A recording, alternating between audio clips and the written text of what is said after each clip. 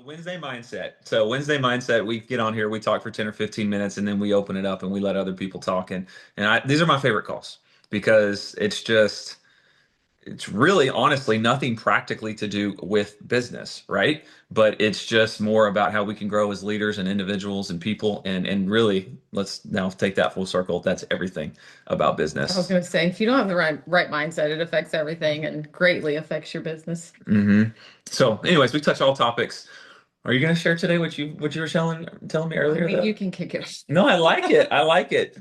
I walked in and she was laying in bed reading and she's like, "Babe, I am learning so much." And I was like, "Oh, let's go. Tell me all about it." So, Well, I was reading the Bible like I normally do. And, I was raised around that my whole life. My mom would wake up and be like, all right, let's get into Proverbs and Psalms and everything. But this morning, I don't know, it was just like wanting to dig a little bit deeper. And Kyle came in. And so he just got the brunt of everything. He just got it all. I was like, babe, did you know that in Psalms, David, who's writing all this, is the same David? He's like, of course, he's like, yes. I'm like, the same David that was like David and Goliath.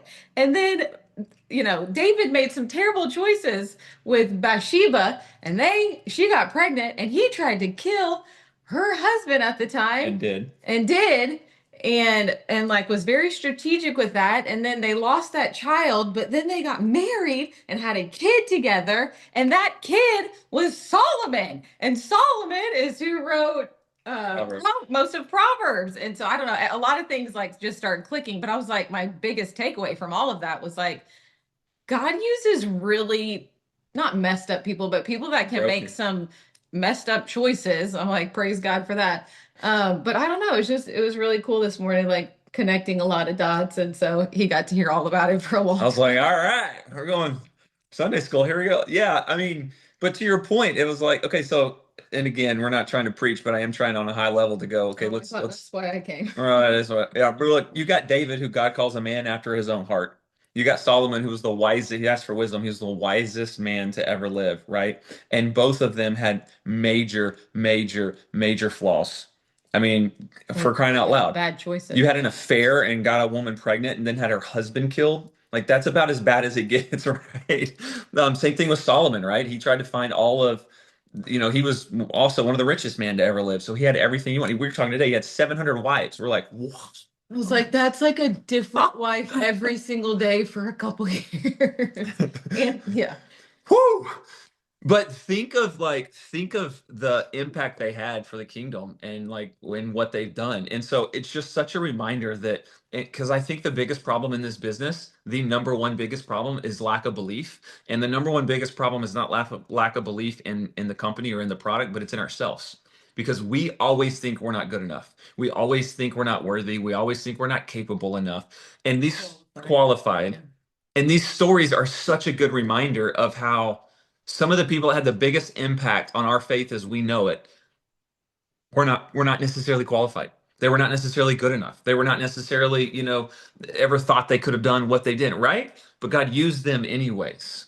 And the same is true with you. The same is true with me. Like everything that you have in your heart that God's laid on your heart or put in your heart, that you go after and you chase and you dream about and you go work for and stuff, that's from him. Like you are not necessarily qualified for all of that, but he qualifies you along the way. Does that make sense? He always qualifies the called. And so if you're called to those things, he qualifies you along the way. So you are worthy of all of those dreams, of all of those goals. Like it just, I don't know. It clicked with us this morning of some of the greatest people were also some of the people that you would think had the biggest flaws. I mean, you look at, one of the greatest disciples of Peter who denied Christ 3 times right before, you know, the rooster crowed. And here's what's crazy, actually. I'll talk about this for a minute. Have y'all ever heard of Pavlov's dog? Okay, some of you guys have. Well, for those of you that haven't, the whole story. Is this guy named I think his name was Ivan Pavlov, a long time ago, found that when he would feed his dog, his instantly as he would start to put the food in the bowl, his dog's mouth would start to water, right? Okay. So Pavlov's dog, right, would start to water as soon as he got feed. And then he said, okay, let's try something different. Let's now ring a bell before I feed the dog. And let me see if I can train the dog, right, to actually his mouth starts watering when the bell rings, not when I feed him. And he did. He was able to train him like that. And so he had this major like breakthrough, and I'm butchering this story, but you guys are gonna get the gist. But it's called what's it called? Somebody tell me. Now I'm forgetting. Association, like Oh my gosh, reactive. Somebody, if you know it, unmute because this is crucial. Reflex? Reflex? Yes, no, not reflex. It's I forget. But anyways, conditional reflex. Yeah, something like that. It's a reflex. But basically, what it did was he trained the dog a certain way to do a certain thing upon a certain act. So when the bell rung, he immediately started watering like he was going to get fed, and he proved that a conditional reflex. Yes, he proved that you could have a conditional reflex, and that you could also change it. And so I want you to think about this. I want you to think about when Jesus tells Peter that you will deny me 3 times before the rooster crows. Okay, he does. He does deny him, and then the rooster crows. Okay. Now, back in that day, as Peter would wake up every morning, odds are he would wake up with a lot of animals around him, right? And the rooster would be one of the first sounds that he would hear every morning. So I want you to think about the greatest disappointment in his life was denying Christ. And instantly, every morning when he woke up, he heard the rooster crow. That was a conditional reflex. It reminded him of the worst decision that he ever made. Are you with me? The absolute worst thing he could have ever done. He's reminded of every morning, first thing. Then Jesus rises from the dead. He comes back. He greets Peter on the beach in the morning, it says, right? And Peter realizes it's Jesus, and he goes to see him. Jesus ends up cooking breakfast on the beach with him. Isn't it funny though how right around that time is the break of day? It was the early morning. Do you think perhaps that God reversed that conditional reflex, and the moment that Jesus and Peter were talking, rooster started crowing because it was early in the morning, and instantly what once was a reminder of the worst thing Peter has ever done, now the rooster's crowing, he's seen his Lord risen from the dead, his Savior, right? So now all of a sudden, when he hears a rooster crow, he's reminded of Jesus's return, just like that, how it flipped, right? That is one of the most, and I completely butched that. I've done that much better, but that is one of the most profound things that we can learn as individuals. Being able to change our reflexes to certain conditions, because so many times we are conditioned, right, by X, Y, and Z in our life, whatever it may be. And until we change it, we're honestly, we live under it. We're an enemy of it, or we're a prisoner of it. Some of us are conditioned in this business to not really talk about things when we see them because we've been told no so many times. We're okay posting on social media or maybe doing a little story, but when we see that person that's limping at the grocery store that you know has major pain and arthritis, you're too scared to go talk to them because you've been rejected a whole bunch. That reflex is what we have to recondition in our brains. Does that make sense? Remember, neurons that fire together wire together. So scientifically, your brain wires literally around that. And so, and that's where either your fight or flight comes from. That's where your dopamine comes from, right? If you knew every single time that you talked to somebody you were going to get a positive response, you would start immediately. Your body would release dopamine inside of you the moment you walked up to talk to somebody, because the response is always positive and it gave you a dopamine hit, right? Why do so many people grab this the first thing in the morning? First thing. Because it immediately gives them a little bit of a dopamine hit. That's the truth. We're addicted to the dopamine that it gets us. You guys ever want to go through a real fast? Go through a dopamine fast. I had a buddy do that. Jerry Nickerson did that about a year ago. All things that gave him dopamine, he cut out of his life for a period of time. So, anyways, that's kind of a rant, but all I'm saying is get in a place where whatever you find in this business is holding you back because you have a mindset around it because you've been conditioned one way. Let's try to recondition that. Let's recondition that effect to where you can flip it and turn it into a positive so you feel confident in that area instead of being a prisoner to that area. it's good. That's all I have. Go ahead. That's good. That wasn't good. That was all over the place. I don't even know what I said. I should have been more prepared to say that because that's usually makes a lot of sense. If you read Mark Batterson's book, Win the Day, he devotes almost an entire chapter around Pavlov's dog, and it is unbelievable. The first time I read it, I was like, this changes everything for me because it's just how to recondition. Go ahead, Carrie.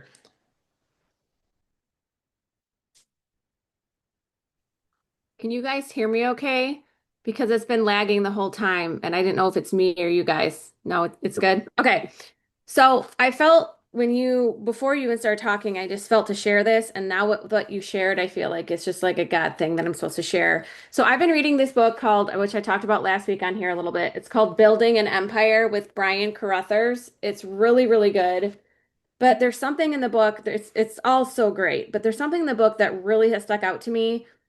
And I think it kind of goes along with this. And I'm just going to read you these two little pages. So he said, just do your best to be a servant leader. People don't care how much you know until they know how much you care. When you put the needs and desires of your downline before yourself, it will be noticed. As Zig Ziglar says, help enough other people get what they want in life, and you will get more than what you want. So, what about you? The one person you can control. How can you keep yourself from the decision to give up when the going gets tough? To set your expectations properly, I want you to know that things will be tough at times. We all hit dry spells when we just can't seem to recruit anyone for weeks or more. Maybe your business is not growing as fast as others are. Maybe you have friends or family members who are taking shots at you, telling you that you are a fool for even trying to build your own business to get ahead in life. Maybe they are attacking your company or even the network marketing model. Trust me, I got this from all angles for years. Like I said earlier, their ignorance was not going to stop me from achieving my dreams. Their pictures were not on my dream board, and they certainly were not going to pay my bills or fund my dream life. Okay, so here's the part that I love that I'm like, that's so good. He says, so I had to develop my rhino skin. Most people who quit have baby skin, meaning they feel every little prod, jab, or disappointment. It hurts badly because their skin is so soft. A rhino, if you have seen them on TV, can have a bird land on its back and even peck with its beak, and the rhino does not even feel it. This is because to withstand the elements and to avoid being prey for other animals, it develops a very thick skin. As your belief in your business and in yourself rises, your skin will get thicker. The verbal attacks and the rejection you will face will stop hurting so much and will someday just bounce right off. Will you enjoy the jabs and the rejection? Not really, but you will understand why it comes, you will expect it, and you will plow right through it. Believe me, it gets easier and easier. So, how can you develop your rhino skin? Attend every company event you can. Listen to leaders on conference calls. Listen to as many success stories as you can. Read personal development books, 10 pages every day. Read books about the network marketing industry. We'll develop some of those concepts in the ensuing chapters. But so I just thought that was so good. Rhino skin. Like we have to develop the rhino skin and build our belief um, and I do, I mean, I feel like I've noticed in my business, there are times where it's like, people, certain people, and maybe they're people close to you, can say some things that kind of get you like down a little bit and like, oh, and then it's like, wait a minute, why am I letting other people and some opinions stop me from the dreams that God has put in my heart and sharing an opportunity that I know is incredible and helping people? It's like, so I think that's just good to remember, to plow through that. And honestly, if we can have that kind of mindset and work on developing rhino skin, I do think it gets easier when you have those attacks or the people say things or the discouraging, because that's just part of life. I mean, I think this applies in life in general, not even just in business. So anyway, I thought that was really good. I just want to share that. So good, Carrie. I love that. That's exactly right. The thicker your skin is, the further you're going to go. No doubt about it. It's great, and belief builds that, right? It thickens your skin. Joe and I, you reminded me of a time where my skin got really, really, really thick. We had success in this industry, and so it wasn't like I didn't think it. What people said didn't bother me, with the exception of somebody that was highly successful. I was always kind of like, yeah, I don't know what they think about it, right? And so I was a little bit iffy on that. Well, we got asked to be a part of this mastermind for a couple years where and trust me, we brought this income level like way, way, way down. But the average income was $16 million. Okay. And there was like 70 people in this mastermind. So you're talking about elite entrepreneurs, some of them into the six figures, or excuse me, nine figures annually, 100 million plus. And what's so crazy is if I had to guess, babe, that first year, would you say 20% of them were either made all their money from direct sales or something to do inside of the industry with direct sales? Yeah, a lot of them did. Yes. And so we walk in and it's like all of these crazy successful people, like they have the most respect for this industry. Isn't that cool? And the product. And the product. Yeah. They're like, we'll try that. We'll try that. We'll try that. Isn't it funny how a lot of times the people who actually haven't had a great deal of maybe success in their life are the first ones to bash this industry? Yet people that find their way to 7 and 8 and 9 figure wealth respect the heck out of this industry. Not all of them, but the vast majority that I've ran into do. So that's cool. That's great, Carrie. Good. Anybody else got anything? By the way, while I'm going to read you one thing that goes along to kind of what you were talking about earlier. It says, be forgiving with your past self. What's done is done. No sense in beating yourself up about it. Be strict with your present self. Win the moment in front of you right now. Be flexible with your future self. There are many paths to success. You don't need life to be a certain way to live well. I thought that was really good. Tracy, I think Tracy's trying to say something. Oh, hi guys. How is everybody? Good. Based off of what Carrie was just saying and then what you just said, I've been reading a book. I highly recommend it. My husband gave it to me. It's called The Magic of Thinking Big. My favorite. It's my favorite book ever. Yes, it's so good. I am learning so much, but I hate to just get on here and read because we're all reading, but listen to these words because it goes right along with what Kyle was just saying about belief. It says belief is the thermostat that regulates what we accomplish in life. Study the fellow who's shuffling down in mediocrity. He believes he's worth little, and so he receives little. He believes he can't do big things, so he doesn't. He believes he's unimportant, so everything he does has an unimportant mark. As time goes by, lack of belief in himself shows through in the way the fellow talks, walks, acts. Unless he readjusts his thermostat forward, he shrinks, grows smaller and smaller in his own estimation. And since others see in us what we see in ourselves, I love that part. Others see in us what we see in ourselves. So in the matter of this guy, he grows smaller in the estimation of the people around him. So now look across the way that the person was advancing forward. He believes he is worth much and he receives much. Just kind of look what Kyle was just talking about, all these elites, right? He believes he can handle big, difficult assignments, and he does. Everything he does, the way he handles himself with people, his character, his thoughts, his viewpoints all say, here's a professional. He is an important person. And a person is a product of his own thoughts. So believe big, adjust your thermostat forward, launch your success offensive with honest, sincere belief that you can succeed, believe big and grow big. So I love that. That's encouragement for today. Get this book. It's so amazing. And so God bless you guys. So good. Oh my gosh. That's so good. I have not read 5 kajillion books like probably most of y'all, and I know Kyle has, but I've read a lot, and that is my favorite business book I've ever read, ever. The whole thing's highlighted. It's so good.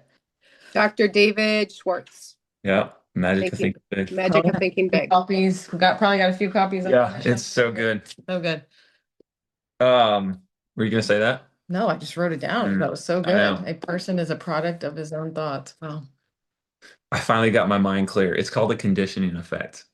When Pavlov was doing that with his dog, he was conditioning his dog. It's called a conditioning effect. But what's cool is you can have a reconditioning effect where you can recondition to where you change your mindset. Therefore, you change the chemistry of your body around the same action, right? That's what I was trying to say earlier. Good. Thanks. That would have been driving you crazy all day. I know. I was like, what does that mean? Kyle, and it's called classical conditioning. Classical conditioning. Whatever you're conditioning that way, in a classic way, I guess, like you're, telling people to. That makes sense. I wanted to say something really quick. The book that we're reading in book club, you guys were talking about, thick skin, and anyway, I had something happen to me last week where unfortunately we all know that there's leaders that are amazing and in here, the Wellness Revolution, I think I found all of them are truly here to help others. And unfortunately, there are other leaders who only care about their paycheck.